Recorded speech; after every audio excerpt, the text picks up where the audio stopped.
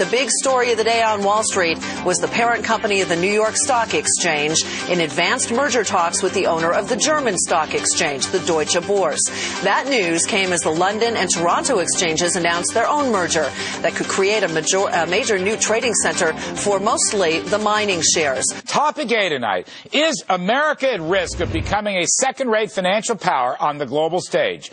Are we losing our economic leadership? The very symbol of American capitalism, the New York Stock Exchange, will be taken over by a German exchange, Deutsche Börse. And get this, it looks like the combined exchange will actually drop the NYSE name for good. And that is not good. Are we going to stand for foreign ownership of an American capitalist icon? Why must we give up this important flag? All right, U.S. stocks finished mixed today with a late afternoon rally pushing the Dow into positive territory for the 8th consecutive day. Blue chips up well over 5% on the year. Let's get right into our discussion about this takeover of the NYSE. We have Mike Ozanian, executive editor in Forbes magazine, Joe Battipaglia, market strategist at Stifel Nicholas, and Vince Farrell, CNBC contributor and chief investment officer at Soleil Securities. Hello, gentlemen.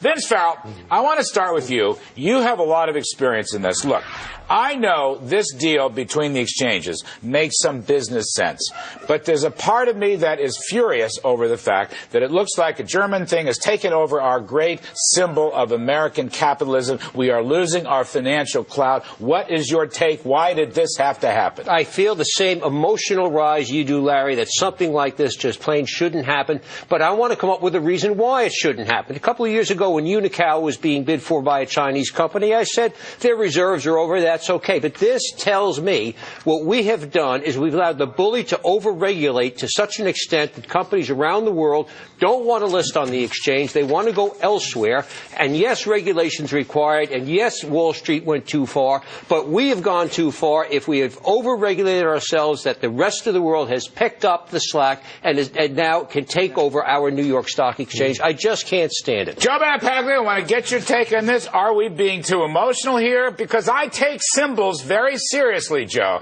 And I want to know why, for example, the NYSE couldn't have taken over Deutsche Börse. And I want to know why Deutsche Börse has to have a 60% position. And I want to know why the very name, New York Stock Exchange, which is an icon of capitalism. I know most of the trading is done off the floor, but that's irrelevant. They are taking us over. They're going to take the name out of our lexicon. Now, Joe, what is your feeling on this? Well, what have we lost our backbone? It is true that the last couple of years the U.S. has suffered a setback financially. We've had these kinds of crises in the past. On the other hand, we've come out of those stronger and better. I thought we were leading the charge of global capitalism. So if corporations like Apple, the Procter & Gamble can become global world beaters, why can't the financial markets and the exchanges themselves go on the offensive? So somehow or other we got tired behind the switch here and didn't go on the offensive, made ourselves vulnerable. And to the point about overregulation, we're still a very attractive place to be. That's why the Deutsche operation is coming here. That's why the CME is vulnerable, and so is the over-the-counter market, for that matter. Mike Ozanian, I'm not against global free trade. I'm not against global free investment flows. I'm not against these big American companies that go worldwide. What I'm against is losing symbols and icons. The New York Stock Exchange is a huge piece of American history. When Dick Grasso rebuilt it and reopened it in, 10 days after the 9/11 bombing. It was a huge symbol that America is back. That's what's got me so annoyed about this. And that they're taking us over. That has me annoyed, too. It's why, Larry, as Vince pointed out, is because of our own stupid regulations. And we're just piling more regulations on with this FinReg nonsense, which is going to really hammer the hedge fund industry. And you know what? It's going to it's going to go into CME exchange because Deutsche is going to gain a foothold in the U.S. on the futures market, so it's going to reverberate through other trading mechanisms. This is bad, and it's totally unnecessary, Larry. Tell me why it's totally unnecessary, Vince Farrell, because I understand there's synergies and there's cost effectiveness and there's savings all over the place. I understand that there are new trading platforms for derivative exchanges and so forth. I get that. I am all in favor of that. But what I don't get is why the NYSE had to cave, okay? Even though their president is going to be the CEO of this company, how long we don't know. Why couldn't have this merged differently to keep the primacy of the New York Stock Exchange, which is an American icon? I like what Joe said. Have we lost our backbone? Why couldn't the New York Stock Exchange build up its power by buying other smaller exchanges and get the capital mass necessary? Now, the reason it's going to be skewed towards the German exchange is you combine the total market caps of the two, and they happen to be much bigger than the New York exchange. So they said, great. Well, you just stand there and you say, we're not going to do the deal. It strikes me that this is a friendly deal. It strikes me it's a deal that both sides said, yeah, let's do. I can't understand why those guys up in the New York Stock Exchange boardroom said, we are not doing this deal. I think they have lost completely. They have lost completely what they're supposed to be doing and looking only at what makes, quote, business sense. If I stir this pot together, look, the dollars go here and the cents go there, and doesn't it look pretty? Well, there's a lot more to this than making the numbers look pretty, and these guys have no clue how important this is. This is a judgment decision. Symbolically, is America's economy right now in decline? Yes. And that's the key question.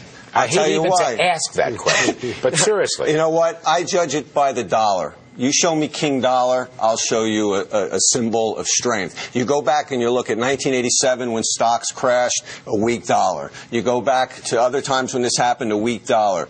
Too much government debt and a weak currency have been behind almost every crash we've had. You had a Fed chairman today up on the Hill. We're going to cover this later, jousting big time with Paul Ryan, who hasn't the slightest interest in defending the dollar. Yeah, well, I guess, look what's happened to the dollar. Look how it reverberated in Egypt. People can't eat in other places of the world because we've been exporting inflation.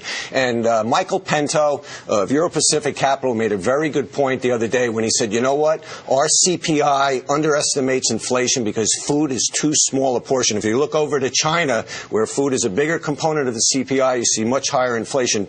People are having trouble feeding themselves. Energy costs are way too high. Look at the gas pump. Yes, we've created a lot of government jobs and we bailed out Wall Street, Larry, but the middle class is having a tough time of it right now. Coming up on Kudlow, bye-bye NYSE. Has America lost its financial leadership to the Germans? Is U.S. financial and economic security going to be at risk? Will the government approve this transaction? There are reports tonight that Germany's Deutsche Börse is in advanced talks to buy the NYSE Euronext. That would create the world's biggest exchange. But is it cause for alarm? The NYSE is an American asset, an American treasure, and we are about to lose it. In fact, its own name is about to go down. Let's bring in our guest to talk some more. We have former SEC Chair Harvey Pitt. He's the CEO of Kalorama Partners, and Congressman Ed Royce, Republican from California, a member of the House Financial Services and the Foreign Affairs Committee. Ed Royce, thank you for coming on late notice. We appreciate it. I am kind of up in arms about this deal. I want to ask you, first of all, from an economic and national security standpoint, does this deal trouble you? Well, we will have to see as CFIUS takes a look at this deal. But I'll tell you what troubles me about the trend, and that is something you pointed out 10 years ago, Larry. You said unless we have a pro-market environment, we are going to see capital as quickly as it can flee today from any market. Think about what you've warned in terms of the consequences of Sarbanes-Oxley. IPOs are overseas. Think about the warnings you made about the way we didn't address some of the problems in Dodd-Frank, and what does that mean about the derivatives markets going to Europe? Think about the legal uncertainty you've talked about. Now we see this coming home to roost. We need a dramatic reversal here. We need to bring down the corporate tax rate, and we need legal certainty and regulatory certainty in the United States. Otherwise, we're going to see more of this type of activity. Harvey Pitt, do you see it the same way? Are you as concerned? I understand, Harvey, there are many business advantages to this merger. What I don't understand is why the United States has to play second fiddle in this merger. I agree with our friend Vince Farrell in the former prior segment. The directors of the New York Stock Exchange did not have to do this. At least they didn't have to do it this way. We're even going to lose the name Harvey Pitt. That is an American capitalist icon. Well, I think the first question is, what are the real terms of the deal? The SEC is going to have an opportunity to look this thing over quite closely and make certain that the interests of U.S. investors are protected. And that is one thing that's paramount in any kind of combination of this sort. The second thing really is, why is the NYSE in this position? I agree with the congressman that there have been problems with undue regulatory overreach. But the other question is, has the NYSE been able to keep up with the competition both in this country and overseas? And this may be a reflection of the fact that that competition has gotten the better of the NYSE. So the regulatory issues, Harvey, the regulatory cost issues and other ancillary issues, maybe tax issues, are taking their toll. Is that what you're saying? They are taking their toll, and so is the lack of innovation. We've seen so much progress at in the trading markets, and the NYSE has not been at the forefront of all of that. Ed Royce, come back to this. You mentioned CFIUS before, the Committee on Foreign Investment in the United States. Now, that's an executive branch committee, as I understand it, but the Congress must weigh in. You will weigh in as senior Republican on the Financial Services Committee. The Senate Banking Committee will weigh in. If this were Dubai, Ed, if this were China, we would say no to this deal. Now, I know the Germans are our allies. I get that. But are there going to be issues here that might stop this deal?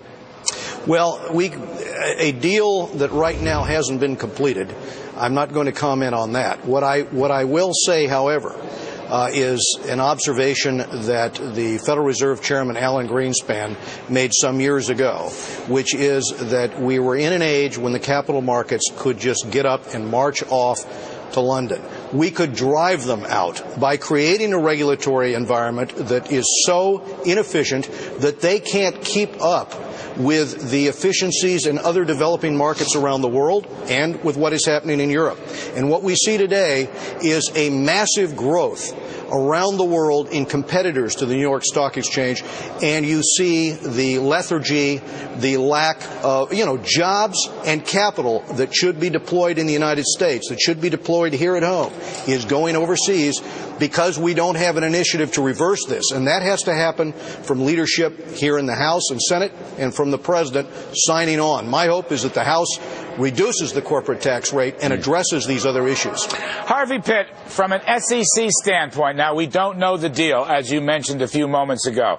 Will they take a strong interest in this, Harvey? They're the primary regulators of the NYSE, if I'm not mistaken. What are they going to look at? What questions might they be asking from your experience as a former chairman?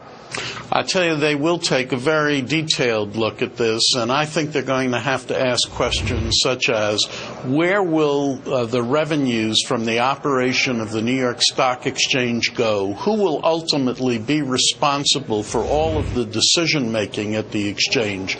It's clear that if you have a merger with a foreign entity and you use a holding company structure, the U.S. may wind up being ousted from its jurisdictional oversight, and that's something I believe the SEC will try to protect quite vigorously. Just expand that point. Ousted from its jurisdictional oversight. Are you saying the regulatory oversight?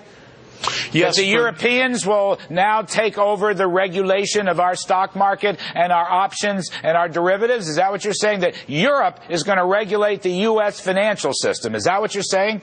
That's a possibility in a merger of this kind, depending on what the structure is. I had this issue with the NASDAQ and the London Stock Exchange, and we insisted before they moved forward, and ultimately the deal didn't go through, but we insisted on making sure that there was complete responsiveness in the U.S.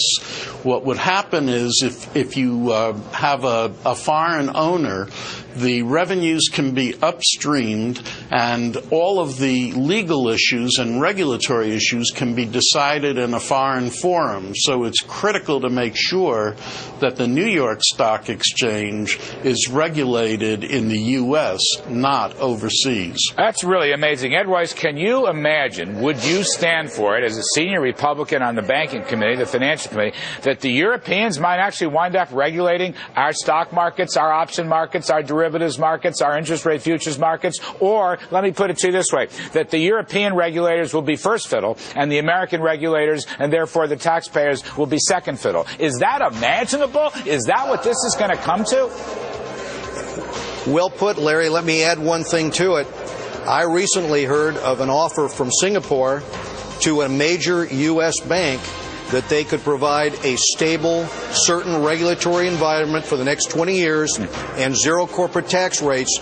They wanted that major U.S. institution to consider relocating to Singapore.